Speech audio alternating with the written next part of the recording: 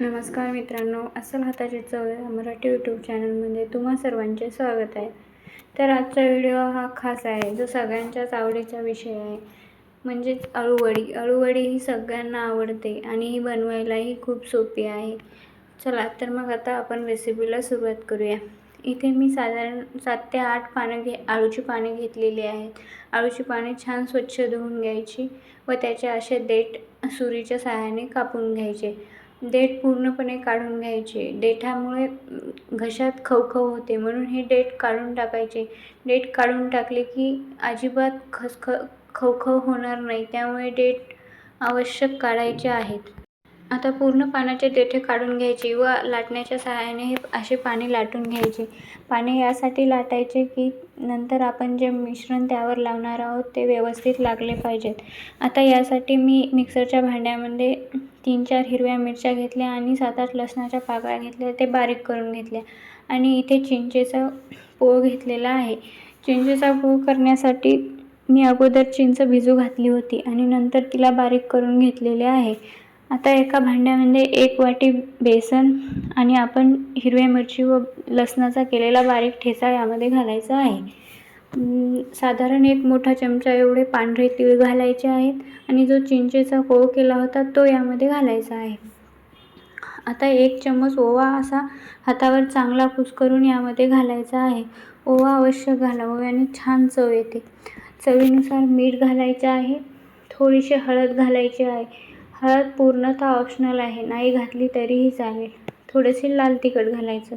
लाल तिखटही घातले तरी चालते किंवा नाही घातले तरी चालते, कारण आपण हिरवी मिरची घातलेली आहे.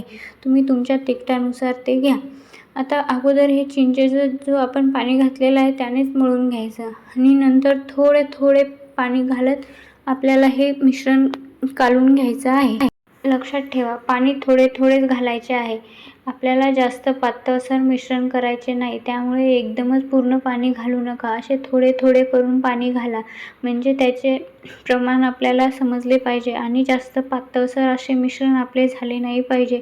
बघू शकता, असे थोडे थोडे पाणी घालून हाताने असे चांगले फेटून घ्या, म्हणजे बेसनाच्या गाठी पूर्णतः पाण्यामध्ये वितळून जातील, गाठी होणार नाहीत. आता साधारण एवढ्या प्रमाणात हे आपल्याला घट्टसर मिश्रण पाहिजे.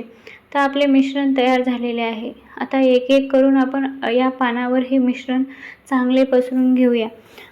अगोदर मी 1 मोठे पान घेतलेले आहे व त्याला असे पूर्णपणे व्यवस्थित हे मिश्रण लावलेले आहे. पानाच्या कडेने मध्ये सर्व भागावर व्यवस्थित हे मिश्रण लावायचे, म्हणजे मग आपल्याला या अळूच्या वडीची छान चव येते. आणि मिश्रण जर व्यवस्थित नाही लागले तर पाने पण व्यवस्थित चिटकणार नाहीत, त्यामुळे मिश्रण व्यवस्थित लावा. आणि हे पूर्णपणे दाटसर किंवा पातळसर लावलं तरी चालते, पण साधारणतः पातळसरच लावा. जास्त दाटसरही लावू नका, नाहीतर जास्त बेसनाची चव लागेल. आता एक एक करून असे पान घालायचे. एक जर आपण सरळ पान घातलं तर दुसरं त्याच्या विरुद्ध पान लावायचं, म्हणजे आपल्याला जेव्हा या पानांची घडी करायची तेव्हा ती व्यवस्थित बसते, म्हणून असे साधारण असे लावू शकतो. बघू शकता, आता हे तिसरं पानही मी यावर ठेवून देत आहे. त्यालाही छान व्यवस्थित असे मिश्रण याला लावणार आहे. मित्रांनो, ही रेसिपी करायला खूप सोपी आहे, पण आपल्याला करण्याच्या अगोदरच बर्डन येतं की हे व्यवस्थित होईल का नाही, खमंग होईल का नाही किंवा कुरकुरीत होईल का नाही.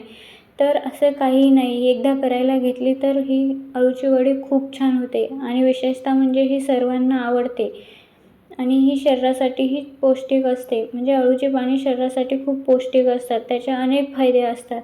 तुम्ही जर माझ्या या पद्धतीने ही अळूवडी केली तर नक्की व्यवस्थित होईल, फेल अजिबात होणार नाही. त्यामुळे एकदा ही रेसिपी नक्की ट्राय करा व माझ्या पद्धतीनेही नक्की करा. तर बघू शकता, इथे मी 2 साधारणतः अशा घड्या करून घेतलेल्या आहेत. आता चाळणीवर थोडेसे तेल टाकायचे आहे. ते तेल पूर्णपणे चाळणीला व्यवस्थित पसरून घ्यायचे आहे. तेल यासाठी लावायचं की आपला जो अळूवडीचा भाग आहे तो खालचा भाग त्याला चिटकला नाही पाहिजे. तर व्यवस्थित ह्या अशा 2 घड्या आपल्याला यामध्ये ठेवायच्या आहेत. तर ते पाणीही छान, पाण्याला उकळी आलेली आहे, त्यावर आता हे चाळणी ठेवायची व साधारण 20 मिनिट हे मी शिजवून घेतलेले आहे.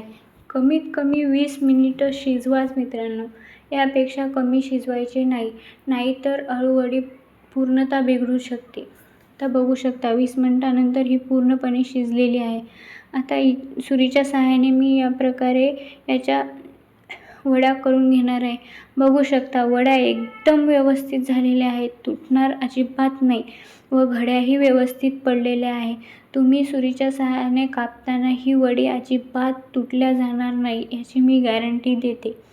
बघू शकता हे एकदम व्यवस्थित झालेले आहेत.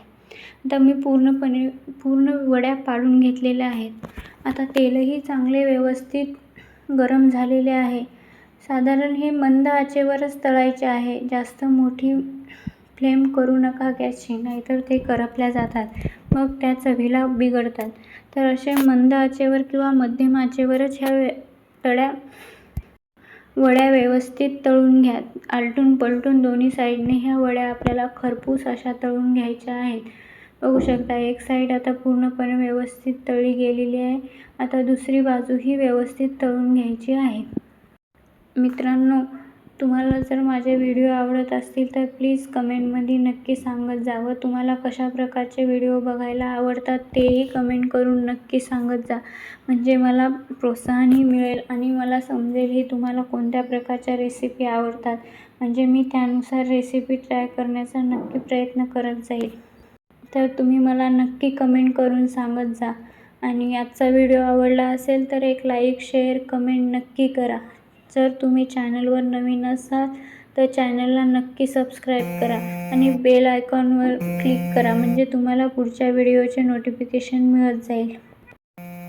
मित्रांनो, आता गरमागरम अळूवडी खायला तयार आहे. व्हिडिओ बघितल्याबद्दल मनापासून धन्यवाद.